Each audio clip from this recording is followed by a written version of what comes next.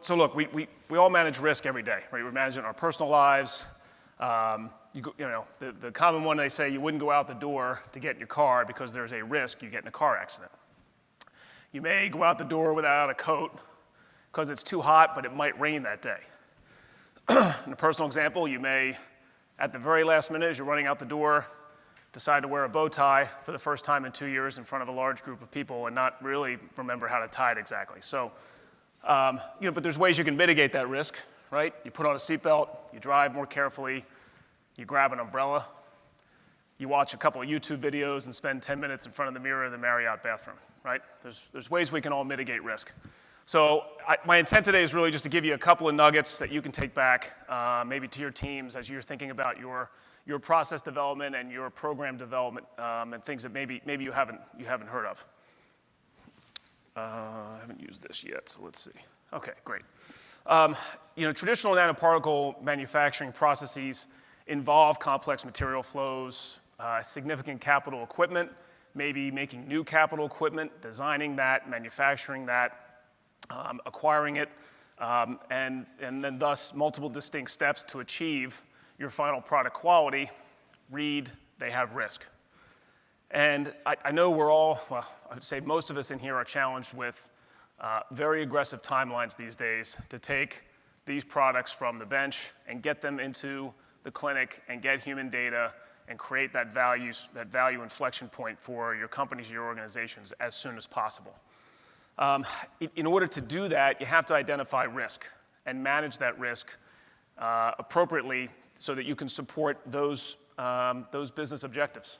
And defining and agreeing on that as a team, on how we're going to manage risk, how are we looking at risk, and really where can we give and take here and make some decisions to be able to support really the whole company moving forward is really the critical first step.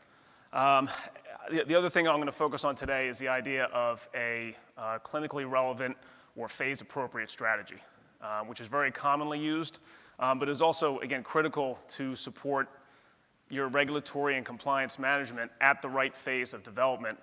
You can set yourselves up for what's required for phase 3 and commercial production and launch from a compliance and regulatory standpoint, but you're going to waste a lot of time, a lot of resources, and maybe not even get there for your specific candidate, and we'll have, again, wasted all of that time. So I'll cover a couple of broad items here. Frankly, you could have a symposium on risk management for any type of manufacturer, so we're just going to touch on a few things here. Setting your corporate risk tolerance and strategy. We have representatives in here from very large organizations that have long-standing histories of commercial products and revenues, all the way down to single product entities or even in the academic stage, and everybody in between. And your risk tolerance is going to be different based on where your company or your organization is at, and you need to decide what that is. Your process inputs, your materials, and the supply chain for those process inputs and those materials, and how you're evaluating risk all the way across that chain. And then I'll touch a little bit on quality management system. Again, they have whole week-long things on quality management systems, so we'll just touch on a couple of the key elements around how you might think about implementing risk at an early stage. So as I mentioned, each organization has to decide how you want to manage risk. And this really comes down to, look, here's our objectives. Here's where we're going to want to get to from a clinical perspective. And how do we think we can get there, meeting the necessary regulations and criteria to be able to move these programs forward. A lot of the data we've seen here today and a lot of the modalities developed in this room are very novel concepts. They bring inherent risk to the table already. So you have to layer that on top of other risks that you have around your input materials, your process, the equipment you're using, your timelines, all of those elements. And one of the other confounding elements here is that your regulatory and compliance guidance documents or regulations for your specific modality that are spelled out and says for mRNA, for genetic-based vaccines, it's not going to exist yet. Typically, the regulators wait till a couple of these things have hit the commercial arena to really put very distinctive guidance documents out there. So you need to be able to, again, manage that risk, look at what's out there, and recognize where you feel comfortable with your strategy. From a personal perspective, in my history in developing quality systems, really focusing on patient safety can almost never steer you wrong if that's really your top level agenda. But you're also going to flavor in some of your critical quality attributes. That's a big buzzword these days. And feathering that with your clinical development strategy, right? What type of patient population you're going to be in, how quickly you want to go, what types of data you're going. Are you going for just a POC on phase 1, or are you looking to get some efficacy data and move that ahead? All those types of things will play into your risk strategy. And as you make trade-offs, as you say, listen, we're just going to get this to be good enough for phase 1. We need to do that from a cost and resource perspective. You have to make sure you track those trade-offs. What didn't we do here that we know we have to do later? And really, I know from the quality perspective, and for some people in here, I know it's always about document, but have a strategy and write it down, right? Understand what decisions you made back then. You get turnover, the company is real successful and grows, you get some dilution in that inherent knowledge, and I've seen it, these things can slip by, and so everybody thinks it was done or somebody else is taking care of it, and you really have to, as quick as the expectations are these days, for moving things through clinical development, you just have to make sure something doesn't come back and boomerang you. So in your process, we all understand the challenge of figuring out your process volumes without efficacy, potency, all these types of data, your dose ranging studies that you have to do in parallel as you're moving these programs along. So obviously trying to work with the widest breadth of reasonable projected volumes is going to help you satisfy those needs as your program moves ahead. Look at your entire process flow. Don't just make assumptions about, well, in my past history with this type of a process, this has always been the issue, and then not look at everything else. Really take the time. You may have colleagues that have had other experiences. It really sometimes helps just to brainstorm and talk these things through. It's not a long process, and again, if you just do it once and you do it effectively now for your particular program, you understand where the focus needs to be. Just as in any other process or any other manufacturing arena, the number of steps, the number of human interactions with any type of element like this just increases your possibilities for error. Human error is your number one thing to be looking out for when you're in these types of processes and these types of facilities. Look at not just your particle quality, scalability, right? Making just enough to get you through your early animal studies and then having to do 8 batches for your 10 batches for your first bit of the clinic really affects your regulatory, your analytical burden, right? Your stability burden for those types of programs. Really look at that and make sure that you're really thinking about all of the potential impacts of how you're designing your process and how that's going to play into. I understand a lot of the modalities these days are very expensive, right? So you may be looking at things and saying, well, look, we're not going to make a huge batch because there's going to be $20 million of API in that one batch, and we want to break that stuff up, right, into smaller batches from a cost perspective.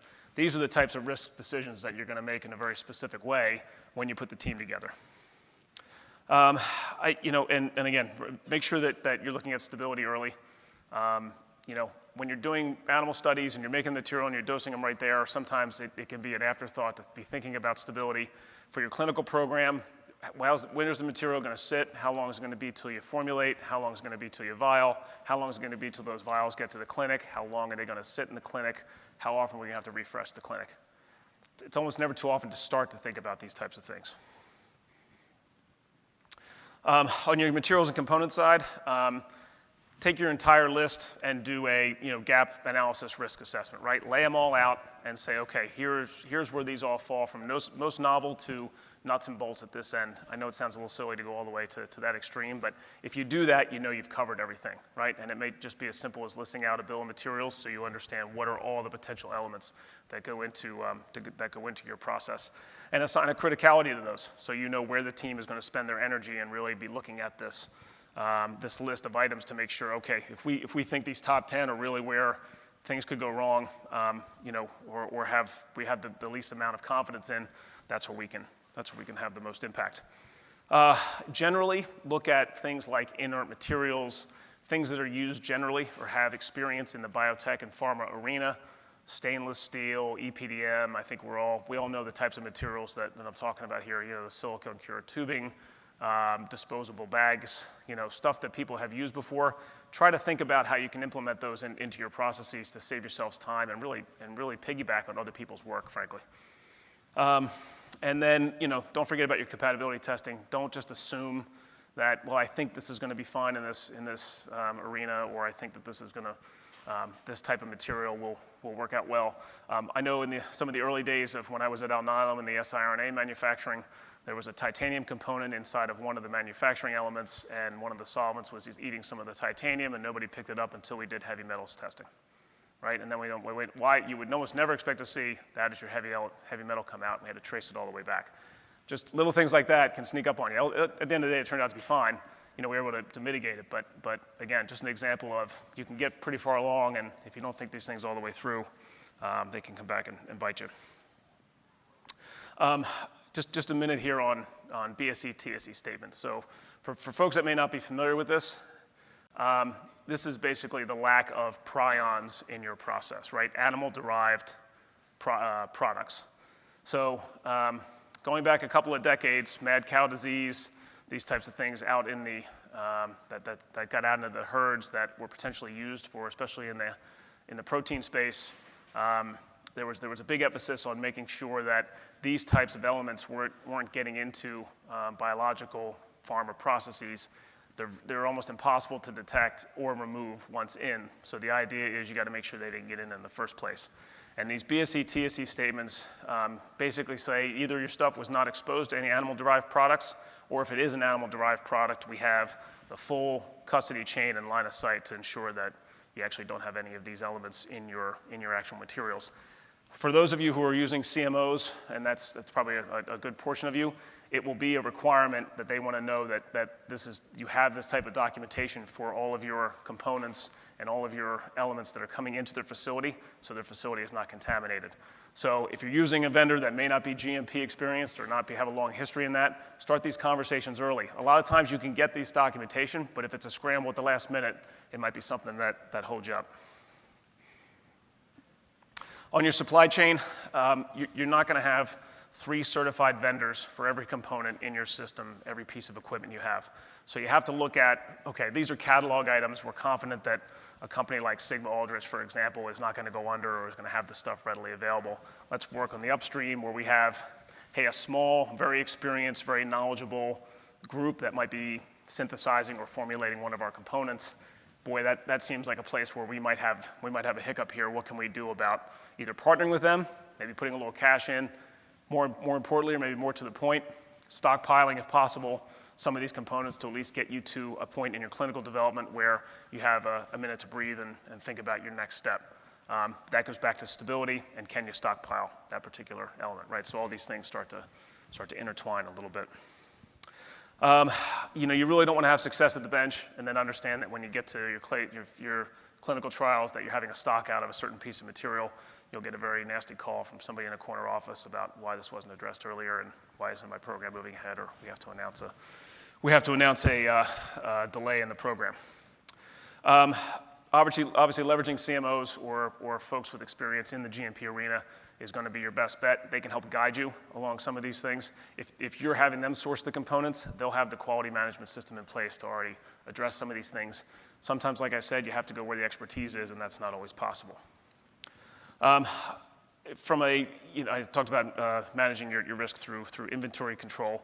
If you can get a backup supplier readily, that's fine. I think a second one early stage is great.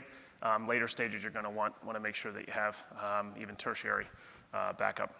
And then, developing a QMS internally, at least having someone in your company that's responsible for quality. I'm a big believer in internalizing that as soon as you think that you're getting close to the clinic. And the reason is that you want to develop a system that properly manages, from a risk perspective, what's going on outside the company and making sure all of that is coming back in for the right decision points. If there's changes, if something has to be implemented quickly, if a CMO has an issue, there's an issue with your product, you want to make sure that you're the decision maker because you're accountable, right? The CMO is not necessarily going to be accountable for your clinical trial, right? If you're the IND holder, agency is going to come to you and say, okay, what happened here? You really need to own that process. So, a big believer, again, in pulling that in, and that just feeds into your risk management. right? Having your quality management system that's set up to triangulate all of these decisions between yourself, any potential partners you have as well, whether big pharma or otherwise, and your contract organizations. And also, and then again, this can be designed around a phase-appropriate structure, right? So this is not your huge quality group. It could be a singular person that's really just spearheading all of this stuff internally.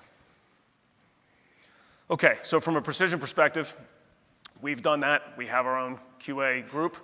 We're not developing drugs, but we're helping you develop drugs, and we feel it's very important to own the quality aspects of our platform.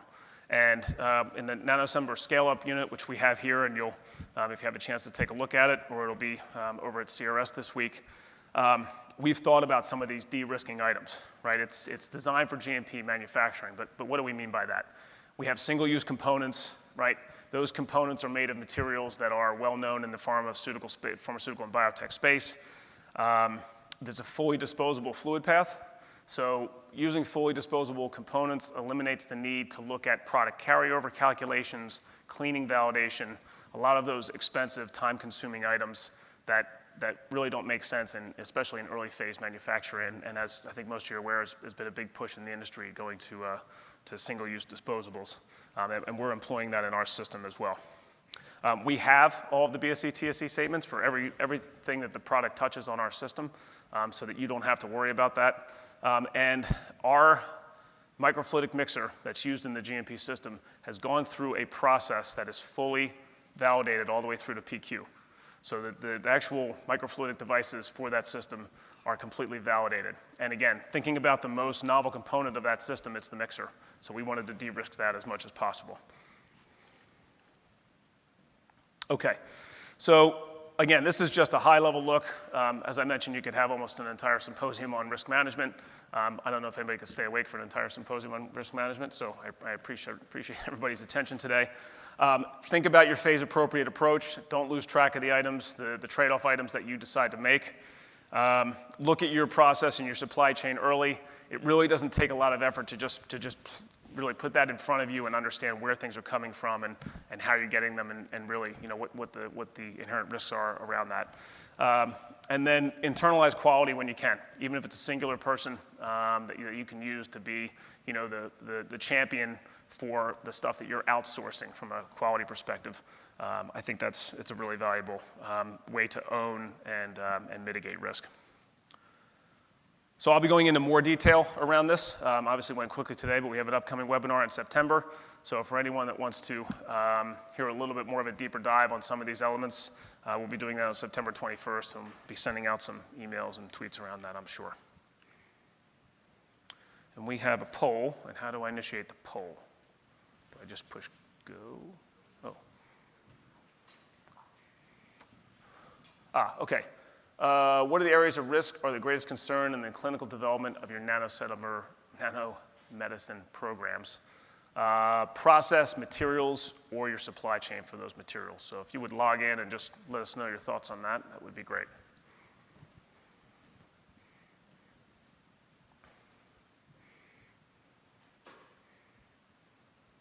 We can't have a tie.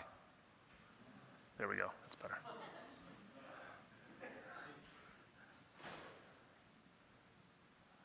Oh, interesting, there's no supply chains in there at this stage. Very cool. Oh, somebody heard me. Awesome. Well, thanks for this. Appreciate it. I mean, I think I would have predicted that outcome, frankly, given the stage of development of most of the nanomedicines in this field.